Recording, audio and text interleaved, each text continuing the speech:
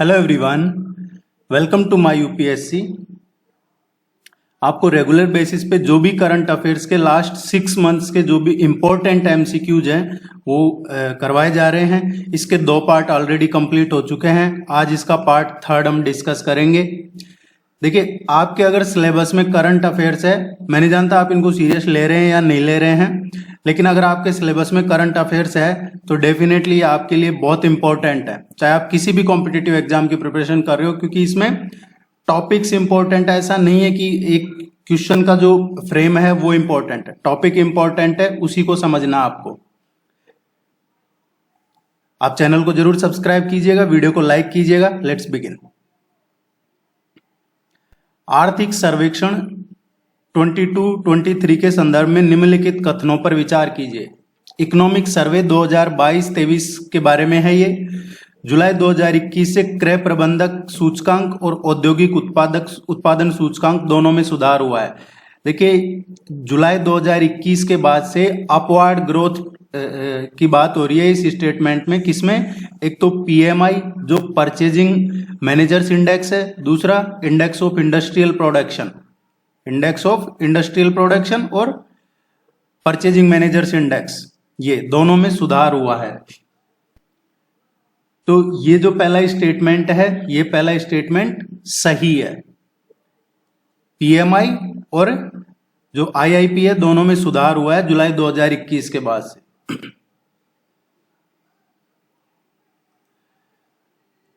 Headline मुद्रास्फीति को वित्तीय वर्ष 2023 के लिए आरबीआई द्वारा निर्धारित लक्ष्य सीमा के भीतर रहने का अनुमान लगाया गया है। जो हेडलाइन इन्फ्लेशन है has been projected to remain within target range set up by the RBI for financial year 2023। ये स्टेटमेंट सही नहीं है, ये स्टेटमेंट इनकरेक्ट है, क्योंकि अनुमान लगाया गया था कि जो हेडलाइन मुद्रास्फीति है ये 6.8 प्रतिवर्ष होगी, जो आरबीआई द्वारा निर्धारित जो टारगेट था उससे बाहर है। तो दूसरा स्टेटमेंट सही नहीं है। इसका करेक्ट आंसर आएगा ए, फर्स्ट वन। चगास रोग के संदर्भ में निम्नलिखित कथनों पर विचार कीजिए। ये चगास डिजीज है। चगास रोग एक जीवाणु संक्रमण है जो त्वचा संबंधी रोगों का कारण बनता है। Chagas disease is a bacterial infection which causes skin related disease.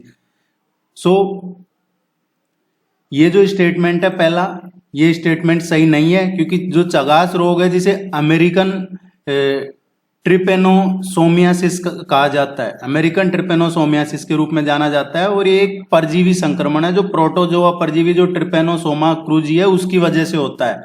So ये त्वचा संबंधी या जीवाणु संक्रमण नहीं है। मुख्य रूप से ट्राइटोमाइन बग के काटने से फैलता है, जिसे किसिंग बग के रूप में जाना जाता है। ये बात सही है कि ये जो चगास डिजीज है ये ट्राइटोमाइन बग के काटने से फैलता है और उसको किसिंग बग के रूप में जाना जाता है। एक्चुअली ये ज्यादा और जब फैलता है जब ये जो प्रेगनेंसी टाइम होता है, गर्भावस्था के टाइम पे, जो या फिर जो ट्रांसप्लांट किया जाता है, ऑर्गन ट्रांसप्लांट, या फिर मदर से ये बच्चे में भी फैलता है। तो ये स्टेटमेंट सही है।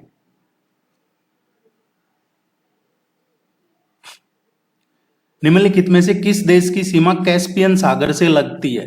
कैस्पियन सागर से इनमें से कौन से देश की सीमा लगती है?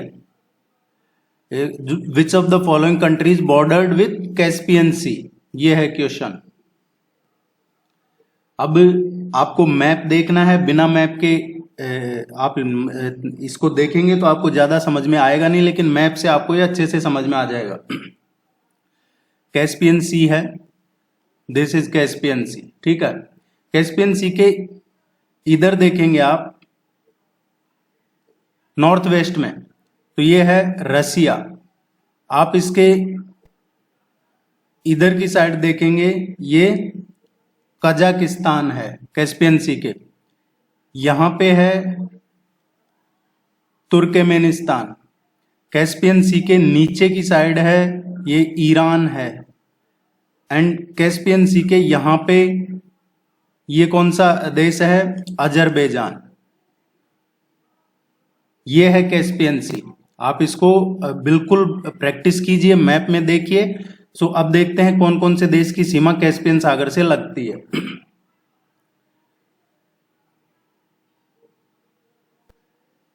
देखिए, कैस्पियन सागर उत्तर पश्चिम में तो रशिया आ गया, नॉर्थ वेस्ट में।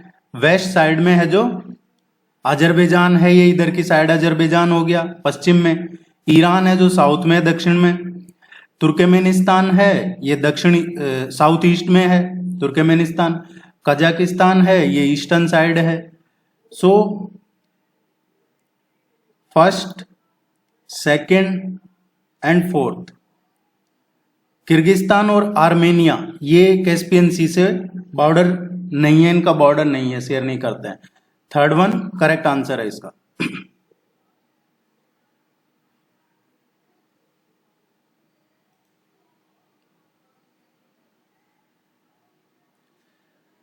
उत्पादन संबंध प्रोत्साहन, पीएलआई। पीएलआई क्या होता है? Production linked incentive scheme. ये प्रोडक्शन लिंक्ड इंसेंटिव स्कीम है। इस योजना के संदर्भ में निम्नलिखित कथनों पर विचार कीजिए, कौन सा करेक्ट है। इसका उद्देश्य भारत में प्रमुख सेवा क्षेत्रों के मूल्य में वृद्धि करना है। इसका जो एम है वो क्या है? इंक्रीज द वैल्यू ऑफ की सर्विस सेक्टर्स इन इंडिया। इस योजना के अनुसार प्रोत्साहन की गणना 5 वर्षों की अवधि में किए गए स्थानीय मूल्यवर्धन द्वारा की जाती है। According to this scheme, incentives are calculated by local value addition done over the period of 5 years। So देखते हैं कि इसमें से कौन सा स्टेटमेंट सही है। जो प्रोडक्शन लिंक्ड ये इंसेंटिव है योजना, उत्पादन संबंध योजना, भारत सरकार ने एक्चुअली 14 इंपॉर्टेंट ये एरियाज हैं जिनमें ये पीएलआई स्कीम शुरू की है। सो प्रमुख सेवा क्षेत्रों के मूल्य में वृद्धि करना ऐसा नहीं है, टोटल इसमें प्रमुख के अलावा और भी है। मोबाइल घटक हो गए, विद्युत हो गया, चिकित्सा हो गया, और भी कई सारे इसके एरियाज हैं, ना सिर्फ ये सर्विस सेक्टर में ही है।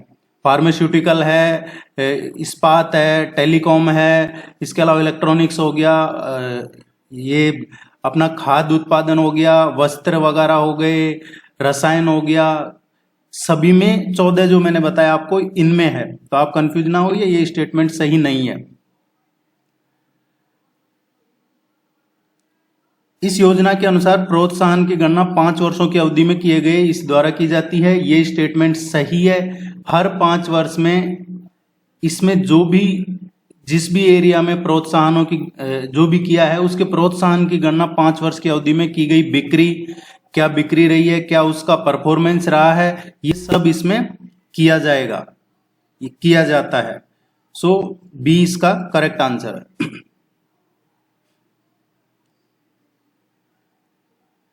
संयुक्त राष्ट्र सुरक्षा परिषद में मतदान शक्ति के संदर्भ में निम्नलिखित कथनों पर विचार कीजिए।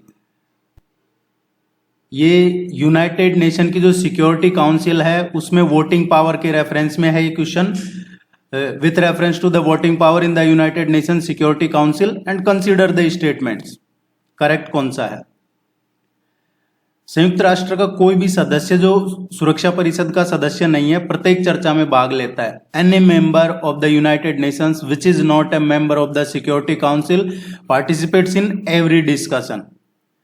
5 स्थायी सदस्यों में से किसी एक का नकारात्मक वोट संकल्प को पारित करने से रोक सकता है। No vote from one of the 5 permanent members block the passage of the resolution. ये जो 5 परमानेंट है, देखिए संयुक्त राष्ट्र का कोई भी सदस्य जो सुरक्षा परिषद का सदस्य नहीं है, सुरक्षा परिषद के समक्ष लाए गए किसी भी प्रश्न की चर्चा में बिना मतदान के भाग ले सकता है, लेकिन वो संयुक्त राष्ट्र को लगता है जब उस सदस्य के हित विशेष रूप से प्रभावित हैं। सो जो पहला स्टेटमेंट है वो सही नहीं है, प्रत्येक चर्चा में वो भाग नहीं ले सकता है। बिना मतदान के ले सकता है लेकिन मतदान नहीं कर सकता। सेकंड स्टेटमेंट है, सुरक्षा परिषद की बात कर रहे हैं हम, यूनाइटेड नेशन की जो ये सिक्योरिटी काउंसिल जनरल असेंबली है और जो सिक्योरिटी काउंसिल है, देखिए सुरक्षा परिषद सिक्योरिटी काउंसिल की स्थापना हुई है 1945 में। जो यूनाइटेड नेशन का चार्टर है उसके तहत इसकी स्थापना की गई थी। इसमें शुरू में 6 इंपॉर्टेंट इसकी बॉडीज हैं। संयुक्त राष्ट्र के 5 अदर और बॉडीज हैं, जैसे यूएनजीए हो गया, यूनाइटेड नेशन जनरल असेंबली हो गई, ट्रस्टीशिप काउंसिल हो गया, इसका इकोनॉमिक एंड सोशल काउंसिल हो गई, इंटरनेशनल इसका न्यायालय और सचिवालय हो गया। ये 5 इसके इंपॉर्टेंट और अदर बॉडीज हैं इसके। तो दूसरा स्टेटमेंट ये सही है। आपने देखा होगा कि कई मामलों में चाइना है जो वीटो कर देता है और वो पास नहीं होता है रिजोल्यूशन। ये स्टेटमेंट सही है। निम्नलिखित कथनों में से कौन सा सही है? इनमें से क्लाइमेट फोर्सिंग पाथवे के रूप में प्रचलित कानूनों, नवाचारों और प्रथाओं की श्रृंखला ग्रीन हाउस गैस उत्सर्जन को कम करने एवं जलवायु परिवर्तन के प्रभाव को कम करने के लिए है। जो climate forcing pathway is a set of policies, technologies and behaviour aimed at reducing the greenhouse gas emission and also mitigating the impact of this climate change. So ये जो स्टेटमेंट है, ये स्टेटमेंट बिल्कुल सही है, क्योंकि climate forcing pathway ये green house गैसों का उत्सर्जन और जो ग्लोबल वार्मिंग है इसके जो इफेक्ट है इसको कम करने के लिए जो उपाय किए जा रहे हैं उनको बताता है। ये इसमें है climate forcing pathway. Artificial neutral network, कृत्रिम तंत्रिका नेटवर्क भविष्यवाणी जलवायु मॉडलिंग का आधार है जो मानव मस्तिष्क की संरचना और संचालन से प्रेरित है। ये स्टेटमेंट जो आर्टिफिशियल न्यूट्रल नेटवर्क है, कृत्रिम तंत्रिका नेटवर्क, इसका उपयोग उन मॉडलों को विकसित करने के लिए किया जा सकता है जो विशिष्ट क्षेत्रों पे जलवायु परिवर्तन के प्रभाव की भविष्यवाणी करते हैं। जैसा बारिश है उसमें कोई चेंज, समुद्र का कोई लेवल है उसमें चेंज उसके लिए है। और वैज्ञानिकों ने जैसे 1.5 डिग्री 1.5 डिग्री सेल्सियस और 2 डिग्री सेल्सियस तापमान की वृद्धि की सीमा तक पहुंचने हेतु जो अनुमान लगाने के लिए ये आर्टिफिशियल न्यूट्रल नेटवर्क का उपयोग किया है, जो तय किया था इन्होंने। पेरिस क्लाइमेट एग्रीमेंट हुआ था जिसमें हम आईएसए की शुरुआत हुई थी, इंटरनेशनल सोलर अलायंस पेरिस में हुआ था वो कॉन्फ्रेंस ऑफ पार्टीज। उसी में तो बताया था कि आपको ये 1.5 रखना है इंडस्ट्री का और वैसे 2 डिग्री से ज्यादा नहीं हो। तो ये इसी ने ही कैलकुलेट किया आर्टिफिशियल न्यूट्रल नेटवर्क ने। ये स्टेटमेंट भी करेक्ट है, सी इसका सही आंसर है। विश्व आर्थिक आउटलुक के संबंध में निम्नलिखित कथनों पर विचार कीजिए। विश्व आर्थिक आउटलुक ये है वर्ल्ड इकोनॉमिक आउटलुक। विश्व वर्ष 2022 की तुलना में 23 में वैश्विक विकास बढ़ने का अनुमान है। The global growth is projected to rise for the year 23 in comparison to the year 22। ये है वर्ष 2022 की तुलना में 2023 में अधिकांश देशों में हेडलाइन मुद्रास्फीति कम होने की उम्मीद है। Majority of the nations are expected to have lower headline inflation in 23 then in 2022। दोनों में से कौन सा स्टेटमेंट सही है? देखिए वैश्विक विकास जो कि 2022 में 3.4 ये अनुमान लगाया था कि जो वैश्विक विकास है ग्लोबल का वो 3.4 के आसपास रहेगा, और वर्ष ये 2022 का बता रहा हूं मैं आपको, और 2023 में ये डाउन हो जाएगा और 2.9 हो जाएगा ग्लोबल। सो ये पहला स्टेटमेंट तो सही नहीं है, बढ़ने के बजाय घटने का अनुमान है। ये बात अलग है कि अभी जो रिपोर्ट आई है उसमें सबसे ज्यादा तेजी से जो ग्रोथ करे होगी 2023 में वो इंडिया का बताया जा रहा है इस क्वार्टर का।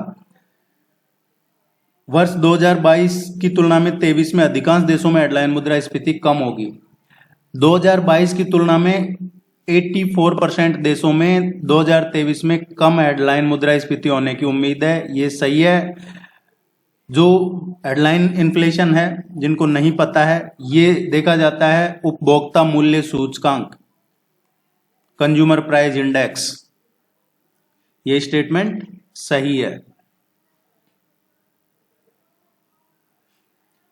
खाद्य और कृषि संगठन के संदर्भ में निम्नलिखित कथनों पर विचार कीजिए। खाद्य और कृषि संगठन क्या है? Food and agriculture organisation. ये जो FAO है, ये है food and agriculture organisation. FAO एक स्वतंत्र एजेंसी है जो भूखमरी को समाप्त करने हेतु अंतर्राष्ट्रीय प्रयासों का नेतृत्व करती है। FAO is an independent agency that leads international efforts to defeat the hunger. विश्व खाद्य दिवस प्रत्येक वर्ष 16 अक्टूबर को मनाया जाता है। World food day is celebrated on 16 October every year. State of the world forest को FAO द्वारा प्रकाशित किया जाता है। The state of the world forest is published by FAO। जो ये SOFO है, ये है state of the world forest. इनमें से पूछा गया है कि कौन सा स्टेटमेंट सही है। देखिए, FAO संयुक्त राष्ट्र की ही एक एजेंसी है जो भूखमरी को समाप्त करने के लिए अंतर्राष्ट्रीय प्रयासों का नेतृत्व करती है। एक स्वतंत्र एजेंसी नहीं है, ये संयुक्त राष्ट्र की एजेंसी है। तो पहला स्टेटमेंट सही नहीं है। दूसरे स्टेटमेंट की बात करते हैं। हर साल 16 अक्टूबर को पूरे वर्ल्ड में 16 अक्टूबर को मनाया जाता है ये विश्व खाद्य दिवस। और जो FAO है, इसकी स्थापना कब हुई? 1945 में। इसलिए मनाया जाता है, 16 अक्टूबर 1945 को हुई थी इसलिए। जो state of the world forest को FAO द्वारा प्रकाशित किया जाता है, state of world fisheries and aquaculture. State of world fisheries and aquaculture. एक तो ये रिपोर्ट, दूसरा state of the world forest report, state of the world forest report, तीसरा विश्व में जो खाद्य सुरक्षा और पोषण की स्थिति है। इसके अलावा खाद्य और कृषि राज्य, the state of agriculture commodity markets, the state of agriculture commodity market. ये सभी जो रिपोर्ट हैं, सोफिया, सोफो, सोफी, सोफा, सोको, ये जो भी आप जैसे भी याद रखना चाहें, ये FAO जारी करता है। उम्मीद है ये आपको ध्यान रहेगा। स्टेटमेंट सेकंड और थर्ड इसमें सही है।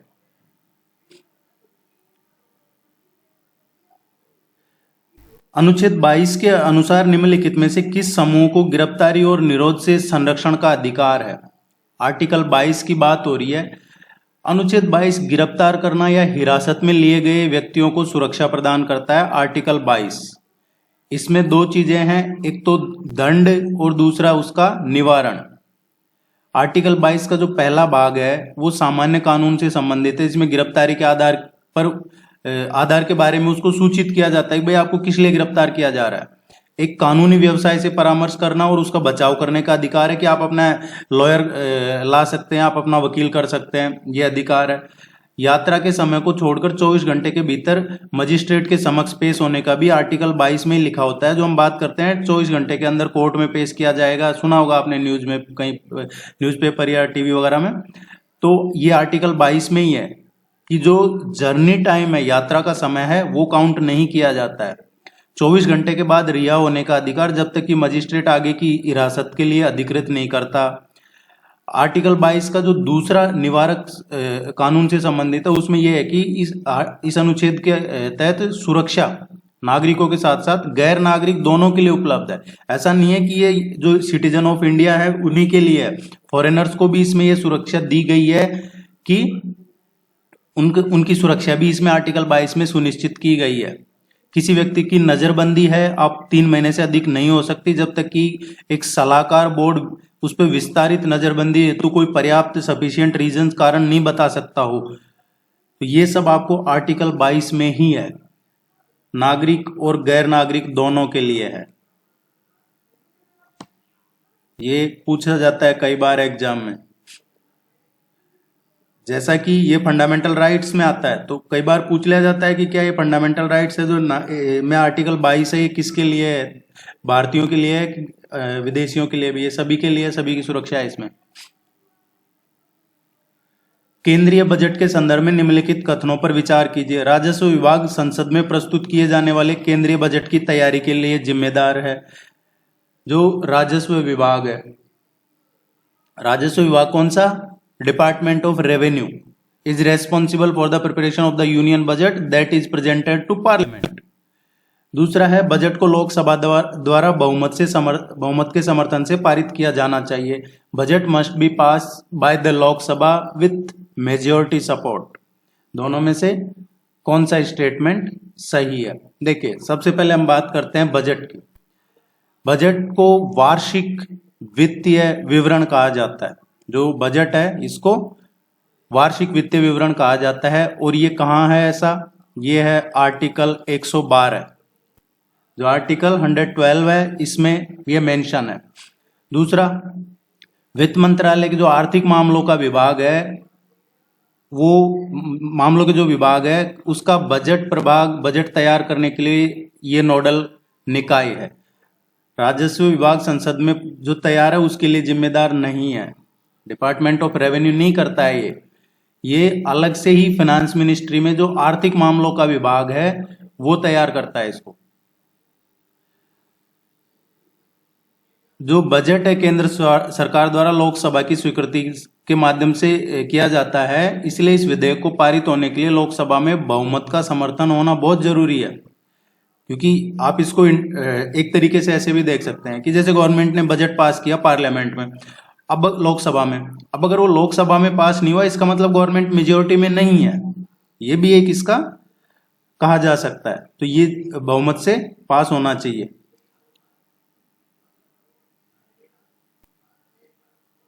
कौन सा कथन सही है? हाइड्रोपोनिक सिस्टम शहरी खेती में उपयोग की जाने वाली एक प्रकार की तकनीक है जो पौधों को मृदा के बिना उगाने में सहायता करती है। ये एक्चुअली पूछा गया है, जो हाइड्रोपोनिक सिस्टम है are type of technology used in urban farming that allow plants to be grown without soil. बिना सोयल के प्लांट ग्रो कर सकता है, ये टेक्निक है हाइड्रोपोनिक सिस्टम। ये शहरी खेती में उपयोग की जाती है। ये स्टेटमेंट सही है। Nutrient film technique is a type of hydroponic system. ये एक दो एग्जाम्स में पूछा गया है, एक लाइन का क्वेश्चन, जो ये सेकंड स्टेटमेंट है। हाइड्रोपोनिक सिस्टम शहरी खेती में उपयोग की जाने की टेक्निक है जो पौधों को बिना मिट्टी के उगाने में सहायता करती है। इसके अलावा ये जो न्यूट्रिएंट फिल्म टेक्निक है एनएफटी, ये एक प्रकार की हाइड्रोपोनिक सिस्टम है जिसमें जो पोषक तत्व हैं इससे भरपूर एक वाटर की एक पतली ये लेयर रहती है, इसमें फिल्म रहती है जो लगातार पौधों की जड़ों के संपर्क में होती है। एक्चुअली ये टेक्नोलॉजी है जिसके थ्रू क्या है कि लगातार एक पतली लेयर है जो प्लांट की रूट्स है, जड़ें हैं, इनमें ये लगातार उसमें पोषक तत्व है और पानी देती रहती है। ये टेक्निक है। ये स्टेटमेंट भी सही है, इसको जरूर ध्यान में रखिएगा। एनएफटी को ये पूछा गया है एक दो स्टेट पीएससी के एग्जाम में अभी रिसेंटली जो हुआ है। दोनों ही स्टेटमेंट करेक्ट है, सी इसका सही आंसर है। भारतीय संविधान के अनुच्छेद 21 के संबंध में निम्नलिखित कथनों पर विचार कीजिए। आर्टिकल 21, आर्टिकल 21 सबसे इंपॉर्टेंट है कॉन्स्टिट्यूशन में। No person shall be deprived of his life और personal liberty except according to the due process of law. ऐसा नहीं है। दूसरा जो है कि the supreme court of India has recognised the right to privacy as a fundamental right along with a tag of beyond absolute right. Absolute right जैसा कुछ नहीं है। कानून की उचित प्रक्रिया के अलावा किसी भी व्यक्ति को उसके जीवन या व्यक्तिगत स्वतंत्रता से वंचित नहीं किया जा सकता। भारत में निजता का जो अधिकार है भारतीय संविधान के अनुच्छेद 21 में है और उसके तहत संवैधानिक अधिकार है जिसमें स्पष्ट लिखा है विधि द्वारा स्थापित प्रक्रिया के अलावा किसी भी व्यक्ति को उसके जीवन या उसका जो व्यक्तिगत स्वतंत्रता है, पर्सनल लिबर्टी, उससे वंचित नहीं किया जाएगा। तो इसमें ये सही नहीं है क्योंकि ये कह रहा है प्रक्रिया के अलावा। इसमें विधि द्वारा स्थापित प्रक्रिया के अलावा है। भारत के सर्वोच्च न्यायालय ने निजता के अधिकार को पूर्ण अधिकार के टैग के साथ मौलिक अधिकार के रूप में मान्यता दी है।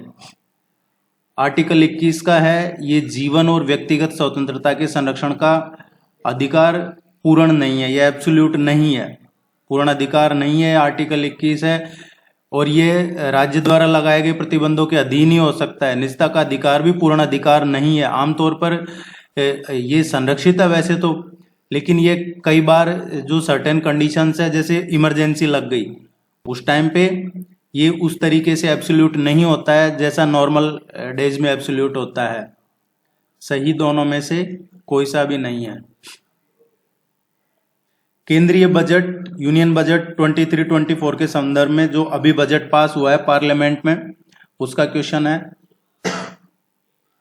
मेरा रिक्वेस्ट रहेगा कि आप इसको, चैनल को सब्सक्राइब कीजिए, वीडियो को लाइक जरूर कीजिएगा। यह बजट 2019 में पहली बार अनावरण की गई द्विआयामी विकास रणनीति की तर्ज पर है। The budget is along the lines of two pronged growth strategy first unveiled in 2019। दूसरा है, रेलवे के लिए पूंजीगत परिव्यय अब तक के उच्चतम स्तर पर पहुंच गया है। The capital outlay for the railways increase to the highest ever. पूंजी निवेश परिव्यय में 33% की वृद्धि का प्रस्ताव किया गया है, जो पिछले एक दशक में सबसे अधिक वृद्धि है। 33% increase in capital investment outlay has been propose the biggest in the past decade. इन तीनों में से कौन सा स्टेटमेंट करेक्ट है? ये बात सही है। जो केंद्रीय बजट 2023-24 है, इसका मुख्य विषय क्या था? समावेशी विकास पे केंद्रित करना, जो विशेष रूप से कहा गया सबका साथ सबका विकास। और जो स्टेटमेंट पहला है ये सही है, क्योंकि न्यूनतम सरकार, अधिकतम शासन, पूंजीगत व्यय बढ़ाना और ये जो विनिमय के माध्यम से अधिक राजस्व जुटाना, ये ही इसकी जो द्विआयामी विकास की रणनीति है, ये पहली बार 2019 में लाई गई थी। ये सही है। रेलवे के लिए जो दूसरा स्टेटमेंट है, ये स्टेटमेंट भी सही है, क्योंकि रेलवे का जो पूंजी है ये बढ़कर अब तक का सबसे ज्यादा हो चुका है। ये अभी लगभग रिकॉर्ड पे पहुंच गया, अब तक का हाईएस्ट 2.40 लाख करोड़, 2.40 लाख करोड़ हो गया है ये। पूंजी निवेश परिव्यय में 33% की वृद्धि का प्रस्ताव किया, जो पिछले दशक में सबसे अधिक है। ये स्टेटमेंट सही है, क्योंकि अब इसे बढ़ा दिया गया। 33% बढ़ाने के बाद ये टोटल है जो 10 लाख करोड़ हो गया है। तो ये डेटा जरूर ध्यान रखिएगा आप, तीनों ही स्टेटमेंट सही है।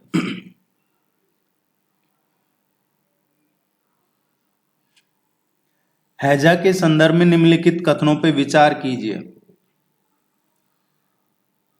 यह जीवाणु विब्रियो कोलेरी के साथ आंत के संक्रमण के कारण होने वाली एक तीव्र अतिसारीय बीमारी है। हैजा एक तीव्र अतिसार की बीमारी है जो विब्रियो कोलेरी जीवाणु से आंत के संक्रमण के कारण होता है। यह स्टेटमेंट सही है।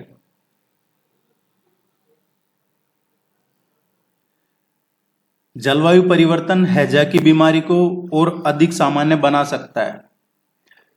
WHO ने चेतावनी दी है, जो वर्ल्ड हेल्थ ऑर्गेनाइजेशन है, कि जलवायु परिवर्तन की वजह से दुनिया भर में हैजा जो महामारी है इसका प्रकोप बढ़ सकता है, क्योंकि बीमारी का कारण बनने वाला जो बैक्टीरिया है वो गर्म जल में ज्यादा तेजी से प्रजनन करता है, तो इसलिए हैजा बढ़ सकता है, ये WHO ने कहा है। ये स्टेटमेंट भी सही है। पूछा क्या है क्वेश्चन में कि कौन सा सही है? दोनों ही सही है। निम्नलिखित में से कौन सा देश फारस की खाड़ी के साथ सीमा साझा नहीं करता? फारस की खाड़ी के साथ सीमा साझा कौन सा देश करता है, कौन सा नहीं करता है? आप मैप में जरूर देखिएगा इसको। मैप देखने से कई चीजें जल्दी से दिमाग में रहती है, याद हो जाती है, इसलिए मैप से इसको जरूर देखिएगा। जो पार्शियन गल्फ है, फारस की खाड़ी जिसको बोलते हैं पार्शियन गल्फ, उसके साथ कौन से देश सीमा साझा करते हैं? देखिए, जो पार्शियन गल्फ है, ये है पार्शियन गल्फ। पार्शियन गल्फ के यहां पे है कुवैत, इसके अलावा यहां पे है इसके ईरान, देन यहां पे है यूएई। इसके अलावा देखिए बहरीन भी इसके यहीं कहीं बहरीन है, बहरीन है इधर।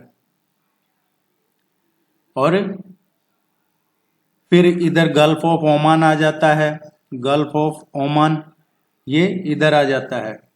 और जो इराक है ये कुवैत से इधर इराक आ जाता है। अब हम ऑप्शन देखते हैं।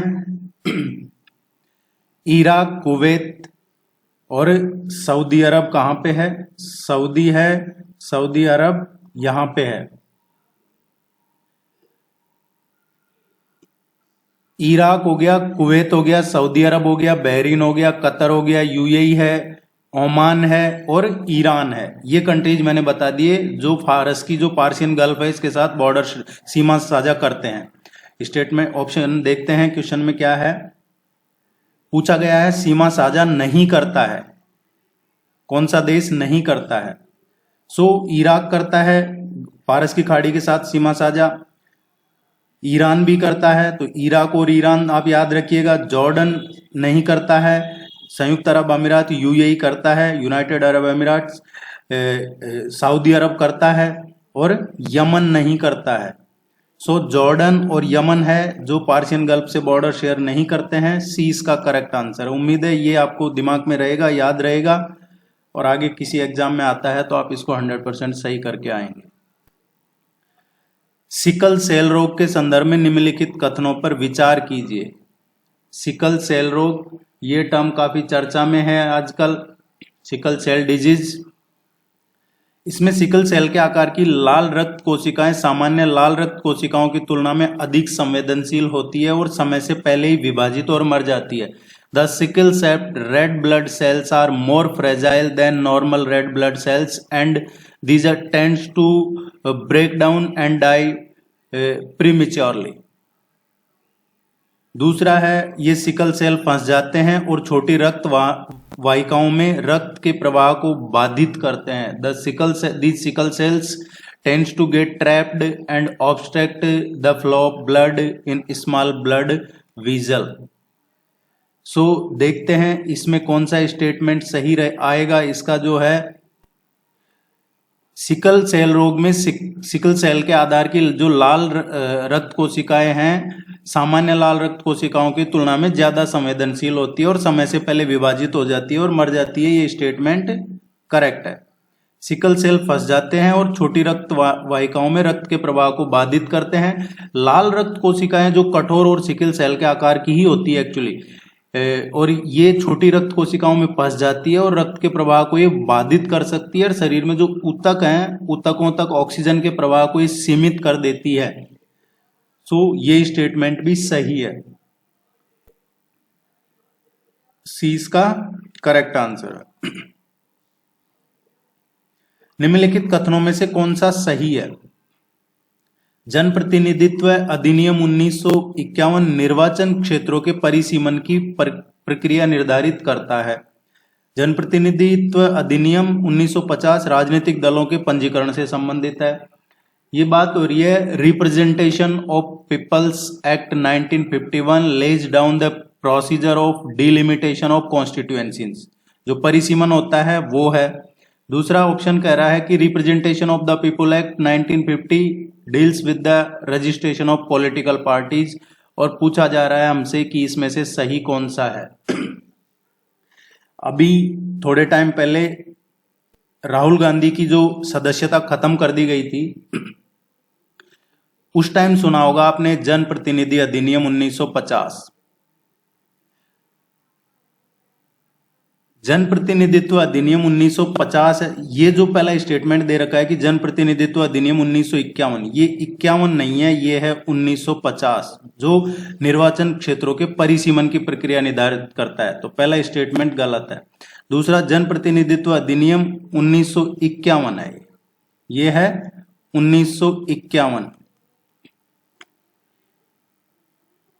जो 50 है उसमें परिसीमन का दे रखा है, लोकसभा और राज्यों की विधानसभा और जो विधान परिषद है उसमें सीटों का आवंटन का दे रखा है, मतदाता सूची तैयार करने की क्या प्रक्रिया रहेगी, उनको सीटों को भरे जाने का क्या तरीका होगा, वो कैसे निर्धारित होगा, वो भी जो पीपुल्स रिप्रेजेंटेटिव एक्ट है ये 1950 की बात कर रहा हूं मैं, और मतदाताओं की क्या योग्यता होगी वो भी 1950 जनप्रतिनिधित्व अधिनियम में है। 1951 वाले में क्या है, 1951 में है कि चुनाव और उपचुनाव के जो वास्तविक संचालन है उसको कैसे मॉनिटर किया जाएगा, कंट्रोल किया जाएगा, वो है। चुनाव करवाने के लिए जो एडमिनिस्ट्रेटिव सिस्टम है, आपने सुना होगा कि चुनाव में ड्यूटी लगा दी गई है, तो जिनकी ड्यूटी लगती है वो सिस्टम कैसे रहेगा वो भी इसमें 51 में है। राजनीतिक दलों के जो पंजीकरण संबंधी कार्यों की निगरानी है वो भी ये 51 करता है, ना कि 50। सदस्य है उनके सदन की सदस्यता की योग्यता और अयोग्यता वो भी 51 में है। तो जो जनप्रतिनिधित्व अधिनियम 1951 है इसके अकॉर्डिंग जो अभी हम बात कर रहे थे, जो सांसद थे राहुल गांधी, उनकी जो सदस्यता का मैटर चला था वो गुजरात कोर्ट से, वो 1951 में है, उसके तहत खत्म की गई थी। ये अनाचारी प्रथा या अपराध को रोकने का प्रावधान भी 51 में है। चुनाव से उत्पन्न होने वाले संदेह, अगर कोई पॉलिटिकल पार्टी कोई आरोप लगाती है, कोई डाउट है, तो उन विवादों को कैसे निपटारा किया जाए वो भी 51 में है। उम्मीद है दोनों आपके एकदम क्लियर हो गए होंगे, कोई सा भी सही नहीं है इसमें से। संविधान का निम्नलिखित में से कौन सा अनुच्छेद राष्ट्रपति को दिए गए राज्य की आधिकारिक भाषा के रूप में एक भाषा को मान्यता देने की शक्ति देता है? Which one of the following articles of the Constitution gives President the power to recognize a language as an official language of given state? ये कौन सा आर्टिकल राष्ट्रपति जी को ये पावर देता है? आर्टिकल 345 की बात कर लेते हैं। देखिए कई बार क्या है, वीडियो की लेंथ लंबी होती है, वीडियो लंबा होता है, लेकिन मेरी शुरू से आदत है, मैं चाहे मैं सिविल सर्विसेज की तैयारी करवाता हूं या किसी भी एग्जाम या कोई भी टॉपिक पे, तो मैं उसको पूरा डिटेल में समझाता हूं ताकि कोई कंफ्यूजन ना रहे। नहीं तो क्वेश्चन पढ़ा आंसर बताया वो यूजफुल नहीं होता है बच्चों के। आर्टिकल 345 क्या है? किसी राज्य का विधानमंडल विधि द्वारा राज्य में प्रयुक्त किसी एक या एक से अधिक भाषाओं या हिंदी को उस राज्य के सभी या किसी प्रयोजन के लिए प्रयोग में लाई जाने वाली भाषा को अपना सकेगा। यह आर्टिकल 345 में है। एक या एक से अधिक भाषा, राज्य के विधानमंडल की बात हो रही है आर्टिकल 345 में। आर्टिकल 346 क्या है? यूनियन। पहले हमने बात की राज्य का विधानमंडल, अब है यूनियन की, संघ में शासकीय प्रयोजन के लिए, सरकार चलाने के लिए, मतलब प्रयोग हेतु अधिकृत भाषा एक राज्य और दूसरे राज्य तथा जो राज्य एवं संघ के बीच संचार के लिए होगी वही राजभाषा होगी। आर्टिकल 347 क्या है? तो देखिए दोनों में कहीं भी राष्ट्रपति का जिक्र नहीं आया, ये तो कॉन्स्टिट्यूशन में लिख रखा है क्लियर कि 345 में कोई भी राज्य एक से अधिक भाषा अपना सकता है, या फिर ऑप्शन नहीं है तो हिंदी को अपना सकता है। आर्टिकल 346 क्या कह रहा है? यूनियन और राज्य के बीच में जो संचार होगा, कम्युनिकेशन होगा, उसकी क्या लैंग्वेज होगी, क्या भाषा होगी। आर्टिकल 347 कहता है कि राष्ट्रपति को राज्य की आधिकारिक भाषा के रूप में किसी भाषा को मान्यता देने की शक्ति देता है, बशर्ते इसमें कंडीशन है कि राष्ट्रपति संतुष्ट हो और उस राज्य का एक बड़ा हिस्सा ये चाहता हो कि इस भाषा को मान्यता दी जाए, मतलब ज्यादातर लोग ऐसा चाहते हों उस स्टेट के। ऐसी मान्यता राज्य के एक हिस्से या फिर पूरे स्टेट के लिए दी जा सकती है, पर्टिकुलर एक हिस्से के लिए भी दी जा सकती है या फिर पूरे स्टेट के लिए भी दी जा सकती है। तो जो क्वेश्चन पूछ रहा है वो आंसर तो हो गया आर्टिकल 347। आर्टिकल 351 क्या है? ये केंद्र सरकार को हिंदी भाषा के विकास के लिए एक निर्देश जारी करने की शक्ति देता है, हिंदी भाषा का प्रसार बढ़ा सकता है। आर्टिकल 351 में कहा है कि केंद्र सरकार हिंदी भाषा का प्रचार प्रसार बढ़ावा दे सकती है इस पे। इसके अलावा दो आर्टिकल और हैं, एक है आर्टिकल 350A। आर्टिकल 350A कहता है प्राथमिक स्तर पर मातृभाषा में शिक्षा की सुविधा हो। मातृभाषा को जो आजकल बढ़ावा दिया जा रहा है, चाहे वो कोर्ट्स में हो या और भी कई जगह है, जैसे मेडिकल की पढ़ाई है, अभी कई लैंग्वेज में हो गई है, इंजीनियरिंग, मेडिकल या और भी जो कोर्सेज हैं कई वहाँ की लोकल लैंग्वेज में करवाए जा रहे हैं। तो प्राथमिक स्तर पर जो मातृभाषा में शिक्षा की सुविधा हो, यह आर्टिकल 350 ये कहता है। आर्टिकल 350 बी क्या है? 350 बी कहता है कि ये भाषाई अल्पसंख्यकों हेतु एक विशेष अधिकारी की स्थापना का प्रावधान कर सकता है। जैसे कोई भाषा के बेस पे अल्पसंख्यक है तो उनके बारे में क्या अच्छा हो सकता है, उनकी लैंग्वेज से रिलेटेड डेवलपमेंट या उनकी प्रॉब्लम्स को सॉर्ट आउट करने के लिए कोई विशेष अधिकारी की स्थापना हो सकती है। इस क्वेश्चन का आंसर हो गया सी। हाल ही में समाचारों में देखा गया लामू द्वीप समूह किस महासागर में स्थित है? अभी recently seen in the news, Lamu is located in which ocean? जो लामू द्वीप है ये किस ओशियन में है? लामू द्वीप एक्चुअली ये द्वीप समूह है, ये जो ईस्टर्न अफ्रीका है उसमें केन्या के तट पर हिंद महासागर में है। कहां पे है? इंडियन ओशन में, केन्या के तट पे, ईस्टर्न अफ्रीका में। ये आप जरूर ध्यान रखिएगा। आपसे ऑप्शन में आता है ईस्टर्न अफ्रीका तो वो कर दीजिएगा। अगर ऑप्शन में ईस्टर्न अफ्रीका नहीं है तो केन्या कर सकते हैं, केन्या के तट पे है। और कहां पे है ओशन पूछा है तो हिंद महासागर में है। पीएम कुसुम योजना के बारे में निम्नलिखित कथनों पर विचार कीजिए। इसका उद्देश्य किसानों को उनकी शुष्क भूमि पर सौर ऊर्जा उत्पादन क्षमता स्थापित करने और इसे ग्रिड को बेचने में सक्षम करना है। ये स्टेटमेंट सही है। इसे पेट्रोलियम एवं प्राकृतिक गैस मंत्रालय द्वारा लॉन्च किया गया था, ऐसा नहीं है। ये जो पीएम कुसुम योजना है ये ministry of new and renewable energy की है। Ministry of new and renewable energy इसकी है ये। सो ये स्टेटमेंट सही नहीं है, पहला सही है। चुंबकीय कण पक्षियों के चुंबकीय नेविगेशन सिस्टम को बाधित कर उनके प्रवासी प्रतिरूप में हस्तक्षेप कर सकते हैं। जो चुंबकीय नैनोकण मानव मस्तिष्क में प्रवेश कर सकते हैं और मुक्त कण उत्पन्न कर सकते हैं।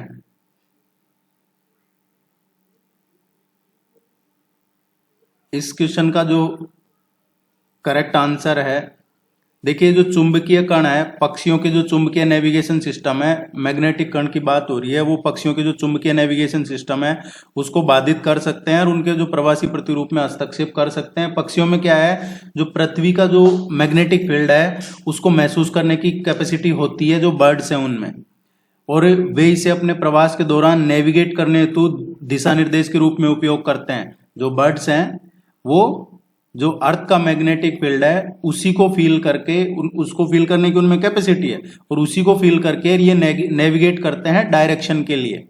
तो पहला स्टेटमेंट सही है। चुंबकीय नैनोकण मानव मस्तिष्क में प्रवेश कर सकते हैं और मुक्त कण उत्पन्न कर सकते हैं। यूनाइटेड किंगडम में जो लैंगस्टर यूनिवर्सिटी है वहां पे एक रिसर्च हुआ है। रिसर्चर्स ने मानव मस्तिष्क के जो ऊतक हैं उनमें काफी प्रचुर मात्रा में मैग्नेटाइट नैनो पार्टिकल्स मिले हैं। इट मीन्स जो जहरीले खनिज को मानव मस्तिष्क में प्रतिक्रियाशील ऑक्सीजन प्रजाति है जिसे फ्री रेडिकल्स से संबंधित है, जो अल्जाइमर जैसे न्यूरो डिजेनरेटिव रोगों से जुड़ा हुआ है। तो ये स्टेटमेंट भी सही है।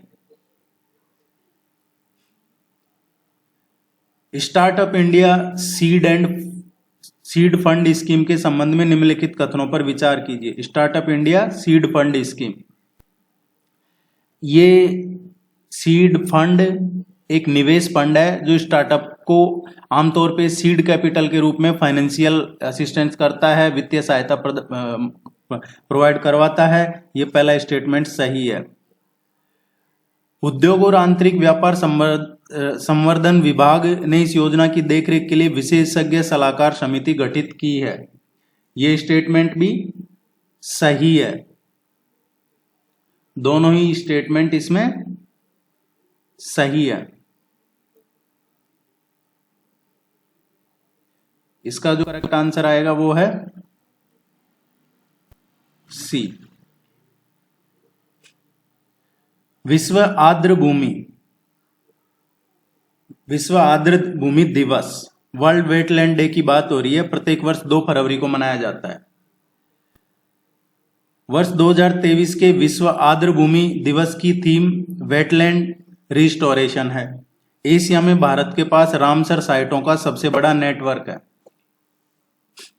पूरे भारत में राज्य सरकारों और जो केंद्र शासित प्रदेश हैं उनके प्रशासनों ने, जो एडमिनिस्ट्रेशन है, उन्होंने 2 फरवरी 2023 को सभी 75 रामसर स्थलों पर वर्ल्ड वेटलैंड डे मनाया था। ये बात सही है।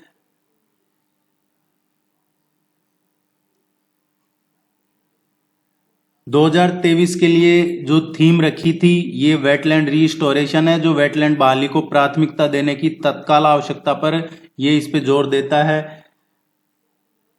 तीसरा जो स्टेटमेंट है, भारत में 1982, देखिए इसको जो ये अंतर्राष्ट्रीय महत्व की जो आर्द्र भूमि है ये 1971 में, मैं कई बार बता चुका हूं आपको, ये रामसर कन्वेंशन हुआ था। रामसर कन्वेंशन, रामसर ये शहर है एक ईरान में, यहां पे ये कन्वेंशन हुआ था।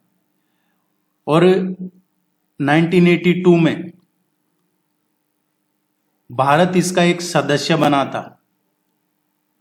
अब तक टोटल 23 स्टेट और यूनियन टेरिटरीज में 75 रामसर साइट्स घोषित कर चुका है भारत, और भारत के पास पूरे एशिया में सबसे बड़ा रामसर साइट का नेटवर्क है।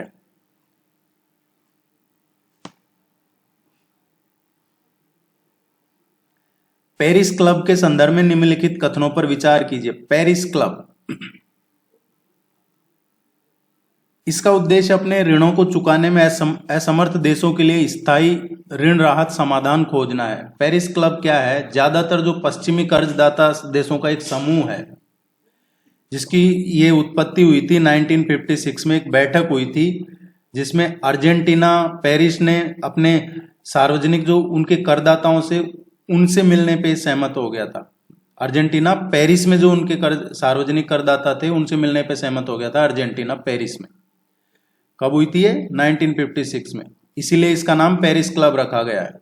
और ये खुद को एक मंच के रूप में बताता है जहां लेनदार देशों द्वारा सामना की जाने वाली जो भी भुगतान कठिनाइयां हैं उनको हल करने हेतु ये आधिकारिक एक कर्जदाताओं की बैठक करवाता है।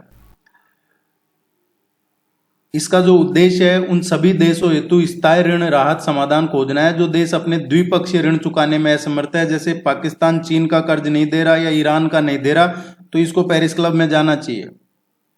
ये बताएंगे कि इसको क्या करना चाहिए। पहला स्टेटमेंट सही है। अब इसके सदस्य देश कौन से हैं? विश्व के सबसे बड़े द्विपक्षीय ऋणदाता के रूप में चीन के उभरने से इसका महत्व कम हो गया है। ये बात सही है। चीन एक लॉन वेरियर है। जो कंट्रीज है उनको ये चीन है जो पैसा देता है और फिर बहुत ज्यादा इंटरेस्ट लेता है, वो देश चुका नहीं पाते हैं। और चाइना या तो पोर्ट पे कब्जा कर लेता है, उनकी कोई जमीन या लैंड या उनके जो एयरपोर्ट्स हैं, जो भी चाइना को फायदा लगता है। पूरे अफ्रीका को, श्रीलंका को, पाकिस्तान का भी वही हाल होने वाला है। अभी देखा होगा जो पीएनजी था, पापुआ न्यू गिनी, उसने चीन से नहीं लिया कर्ज, और उसकी वजह यही थी कि वो ट्रस्ट मैटर करता है, भारत पे ट्रस्ट है उनको। दूसरा स्टेटमेंट भी सही है। इसका महत्व पेरिस क्लब का कम हो गया क्योंकि अब ज्यादातर लोग चीन से लोन ले लेते हैं, जरूरत पड़ती है। इसके जो पेरिस क्लब है इसके मेंबर कौन है? ऑस्ट्रेलिया है, ऑस्ट्रिया है, Belgium, Canada, Denmark, France, Finland, Germany, Ireland, Israel, Japan, Netherland, Norway, Russia, South Korea, Spain, Sweden, Switzerland, UK, even America भी इसका मेंबर है, ब्रिटेन भी इसका मेंबर है, ऑस्ट्रेलिया भी है, रशिया भी है, जापान भी इसका मेंबर है, इजराइल भी इसका मेंबर है। ये सब इसके मेंबर हैं। फ्रांस भी है। सभी जो 22 सदस्य आर्थिक सहयोग और विकास संगठन नाम के समूह के सदस्य भी हैं। ये जो पेरिस क्लब के मेंबर हैं वो सभी के सभी इसके भी मेंबर हैं। आर्थिक सहयोग एवं जो विकास संगठन है ये इसके भी मेंबर हैं, ये 22 कंट्रीज जो हैं। दूसरा इसका जो करेक्ट आंसर आएगा सी। जैसे देखिए, ऋणदाता के रूप में चीन इसलिए उभरने का महत्व कम हो गया इनका, क्योंकि उदाहरण दे तो श्रीलंका के मामले में भारत, चीन और जापान सबसे बड़े द्विपक्षीय लेनदार है। श्रीलंका के मामले में, श्रीलंका के द्विपक्षीय ऋणों में चीन का जो है, आप ताजुब करेंगे सुनेंगे, 52% चाइना के बेस पे चल रहा है श्रीलंका, चाइना के ऋण पे। जापान का जो है 19.5% जापान ने दे रखा है, और 12% है जो भारत का है, जितना भी कर्जा है श्रीलंका पे उसमें। वरुण अभ्यास निम्नलिखित में से किसके बीच एक संयुक्त नौसैनिक अभ्यास है? वरुण अभ्यास भारत और फ्रांस के बीच एक द्विपक्षीय नौसैनिक अभ्यास है। बी इसका करेक्ट आंसर है। और कई बार एक स्टेटमेंट और दे दिया जाता है और पूछ लिया जाता है कि ये अभ्यास द्विवार्षिक होता है, अर्धवार्षिक होता है या सालाना होता है, तो ये सालाना अभ्यास होता है, हर साल होता है। और भारत और फ्रांसीसी जो नौसैनिक अड्डे हैं उनमें बारी बारी से आयोजन होता है, इस बार इंडिया, अगली बार फ्रांस, इस तरीके से होता है। कौन सा स्टेटमेंट सही है? भूकंप का अधिकेंद्र पृथ्वी की सतह के नीचे का बिंदु होता है जहां से भूकंपीय ऊर्जा निकलती है। जो मर्कली स्केल भूकंप के परिमाण को बताता है, जो एक भूकंपीय घटना द्वारा जारी ऊर्जा की मात्रा का मापक है।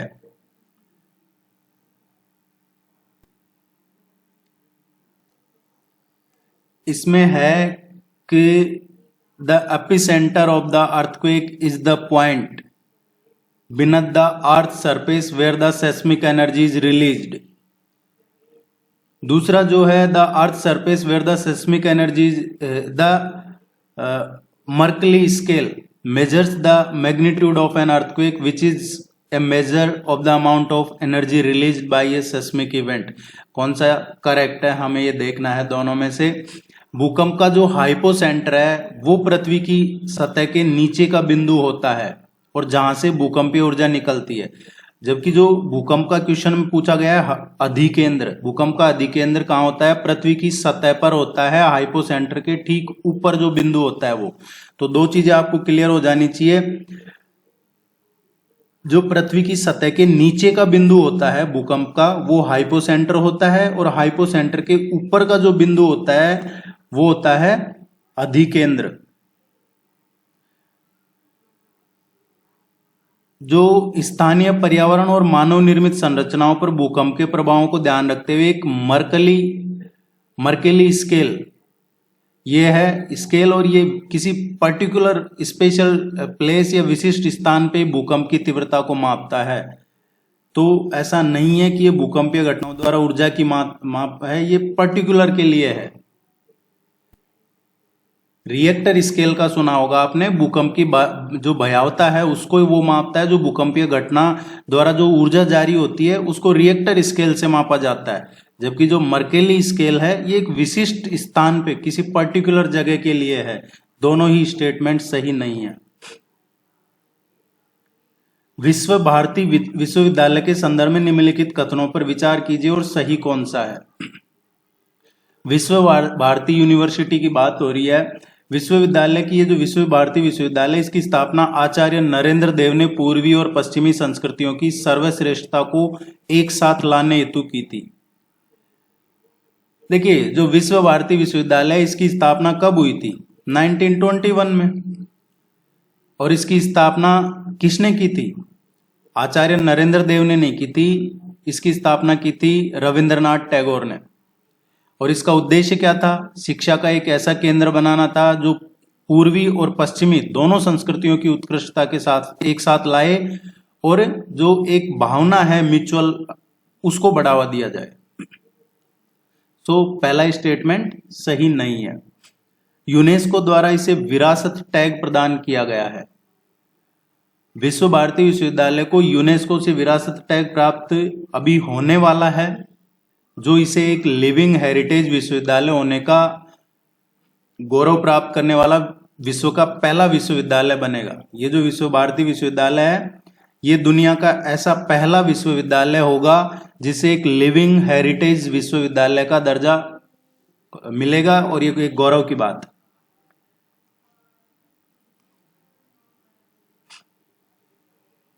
राष्ट्रीय अनुसूचित जनजाति आयोग के संदर्भ में निम्नलिखित कथनों पर विचार कीजिए।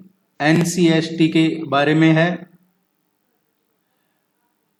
The national commission for scheduled tribes, it was set up by the amending article 368 of the constitution. पहला स्टेटमेंट ये है। इसकी स्थापना 89 संविधान संशोधन अधिनियम द्वारा की गई थी। It was establish through the 89th constitution amendment act. ये दूसरा स्टेटमेंट है। तीसरा है आयोग के सदस्यों में कम से कम एक महिला सदस्य का होना अनिवार्य है। At least one member of the commission should be A women. सही कौन सा है? इनमें से है जो राष्ट्रीय अनुसूचित जनजाति आयोग है, इसकी स्थापना संविधान के अनुच्छेद 338 में संशोधन करके और संविधान अधिनियम 2003 द्वारा संविधान में एक नया 330A सम्मिलित करके की गई थी। दोनों पहला और दूसरा स्टेटमेंट सही है।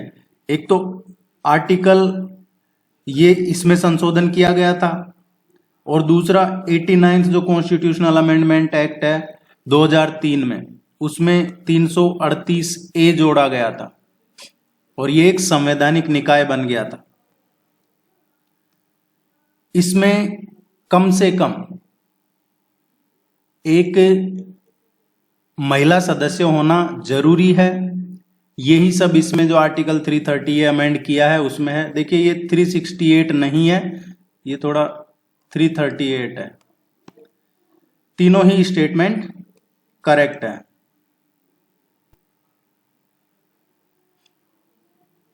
राजकोषीय घाटे के संदर्भ में निम्नलिखित कथनों पर विचार कीजिए।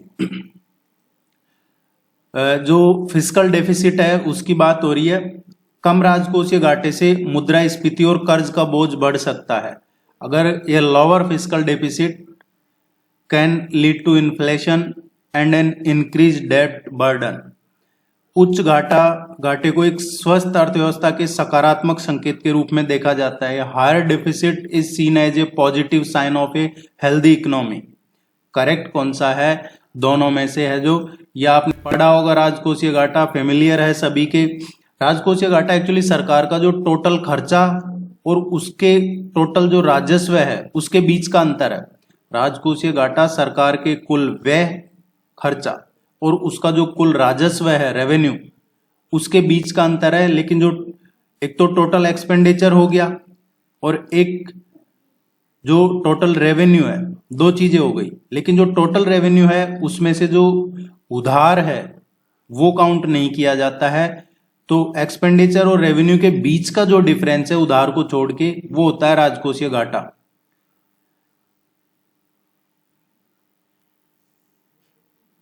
इसमें एक संकेतक है, ये एक्चुअली जो बताता है कि सरकार को उसके कार्यों के लिए किस सीमा तक उधार लेना चाहिए और जीडीपी का कितना % तक ही गवर्नमेंट है जो उधार ले सकती है। ये राजकोषीय घाटे से पता चलता है। पहला स्टेटमेंट जो है, ऋण स्तर पे वृद्धि होगी, मुद्रा का मूल्यह्रास होगा और मुद्रास्फीति कर्ज के बोझ में वृद्धि का कारण बन सकते हैं। तो ये पहला स्टेटमेंट सही नहीं है, क्योंकि कम राजकोषीय घाटे से मुद्रास्फीति और कर्ज का बोझ बढ़ सकता है, ऐसा नहीं है। ज्यादा राजकोषीय घाटा होगा तो ऐसा होगा, ऋण बढ़ेगा जब भी मुद्रास्फीति और कर्ज का बोझ बढ़ेगा। उच्च घाटा एक स्वस्थ अर्थव्यवस्था के लिए सकारात्मक संकेत के रूप में है। देखिए राजकोषीय घाटा ज्यादा होगा तो अर्थव्यवस्था कैसे सकारात्मक मानी जाएगी? कम राजकोषीय घाटा होता है उसको सुचारू अर्थव्यवस्था का एक पॉजिटिव साइन के रूप में देखा जाता है। तो जो राजकोषीय घाटा है ये अर्थव्यवस्था के लिए सही नहीं है। दोनों स्टेटमेंट गलत है। म्यूऑन के संबंध में निम्नलिखित कथनों पर विचार कीजिए। वे अंतरिक्ष से बरसने वाले उप परमाणु कण है। म्यूऑन अंतरिक्ष से बरसने वाले ये सब एटॉमिक कण है।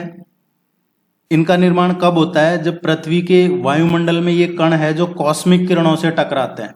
जब ये कॉस्मिक किरणों से टकराते हैं, जब इनका निर्माण होता है। कॉस्मिक किरणें जो हाई एनर्जी कणों के समूह में जो लगभग प्रकाश की गति से अंतरिक्ष में घूमते हैं वो होते हैं, और ये कण इलेक्ट्रॉन के जैसे होते हैं लेकिन लगभग 200 टाइम्स ज्यादा भारी होते हैं, और उनका नतीजा ये होता है कि उन्हें कई बार फैट इलेक्ट्रॉन्स भी कहा जाता है। जो सब एटॉमिक कण है उनकी बात कर रहे हैं, इनको फैट इलेक्ट्रॉन भी कहा जाता है।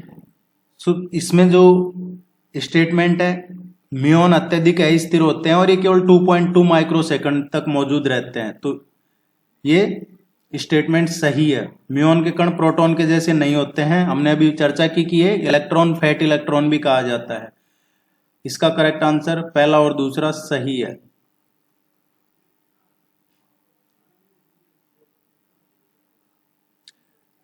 कौन सा सही है? हीरा एक क्रिस्टल जालीनुमा संरचना में व्यवस्थित एकल तत्व कार्बन परमाणुओं से बना होता है। यह बात सही है। हीरा एक क्रिस्टल जालीनुमा संरचना में व्यवस्थित एकल तत्व कार्बन से बना होता है हीरा।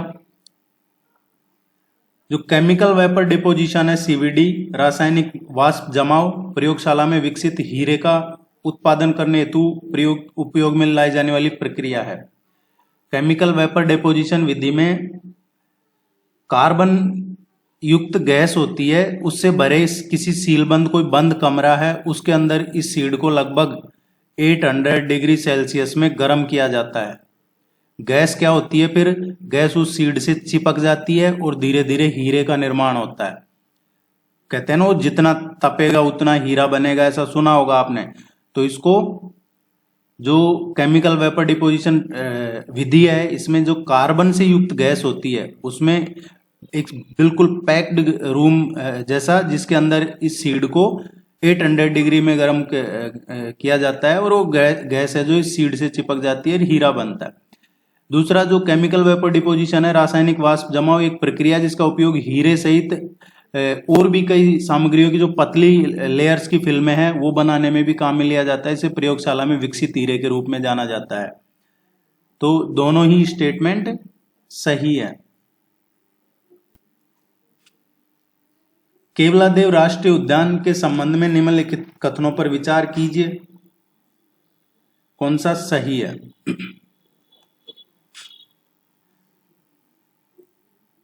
फुमदी केवल केवलादेव राष्ट्रीय उद्यान में पाई जाती है। ये जो फुमदी लोकटक राष्ट्रीय उद्यान में पाई जाती है, न कि केवलादेव राष्ट्रीय उद्यान में। लोकटक सुना होगा आपने मणिपुर का, वहां पे पाई जाती है। केवलादेव जो है ये कहां पे है? केवलादेव राष्ट्रीय उद्यान ये राजस्थान में है, भरतपुर में।